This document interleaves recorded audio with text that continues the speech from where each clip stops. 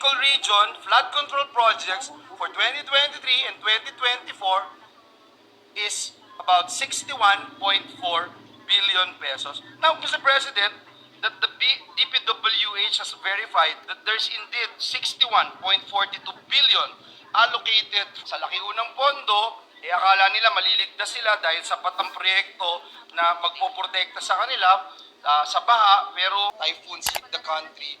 There were some influential people. We don't know what we are talking about with regard to flood control programs of the government. In fact, there's no billion peso funding for flood control in Bicol, and I'm sure our good Senate President would attest to this. Mr. President, may we ask the Department of Public Works and Highways to verify this claim?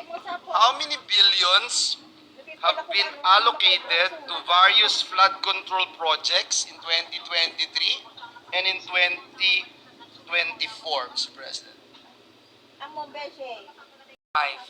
Yes, Mr. President, just talking about Region 5, Mr. President. In 2023, there were 421 flood control projects, of which 353 projects were completed. The total that have been spent for the completed ones is 23,597,079. And there are the ongoing projects. There is 5,886,500 ongoing projects for 2023. Now, for 2024, completed 47 projects, 2,982,942. Mr. President, if I may, I know that the good sponsor is talking about the projects, completed projects. But there's an ongoing, Mr. President. Yes. What I'm asking, Mr. President, is because just a couple of weeks ago, some influential people, even some members of the other house, saying that there's no billions of funds allocated for Bicol region.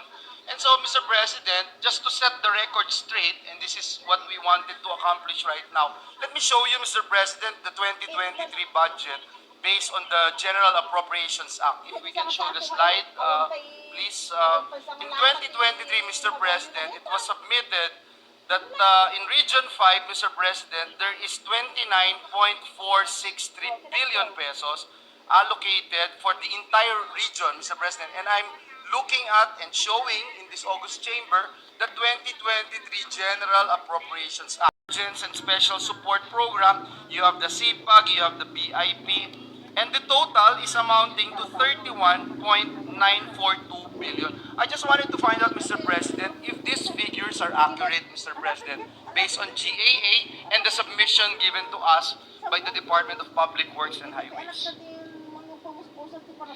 You are absolutely correct, Mr. President, for 2024 and for 2023. Thank you, Mr. President. That's all I'm asking because I wanted to prove a point, Mr. President, that when we make a statement here in the Senate, we double check and we see to it that our figures are correct.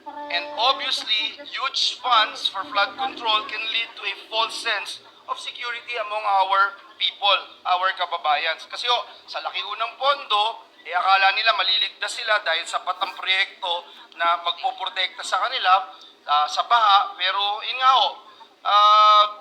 sa halip na pagtuunan natin ng pansin at kumuha tayo ng solusyon, ang nangyayari po dun sa ilang mga individual, nambabash at nagpapakalat ng false report. So malinaw po na tama po ang mga pondong ito, which means Region 5, Bicol Region flood control projects for 2023 and 2024 is about 61.4 billion pesos. Now, Mr. President, that the DPWH has verified that there's indeed 61.42 billion allocated for 23 and 2024. May we discuss, Mr. President, the performance of these projects in the light of Typhoon Christine? Bakit po kaya ganun kalala itong pagbaha at ano po yung nakita natin? Because we wanted to find solutions. Ano po yung pwede nating ma-share dito sa bulwagang ito as legislators so we can adjust if we need to adjust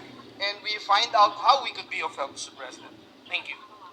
It's a general response to why the flood control project may not have been as successful as it was intended to be, due to the issues as right-of-way acquisition, coordination with local government units, and technical challenges. Also, there are ongoing construction projects. Many flood control projects take time to complete. The flood control systems are now designed for a 20 to 50-year flood return period, and its measures are designed to withstand wind speeds up to 25 kilometers per hour. Alam naman natin, sa ibang mga lugar, lumalagpas doon. Ngayon, Mr. President, maybe sinasabi dredging, yung iba naman naglalagay ng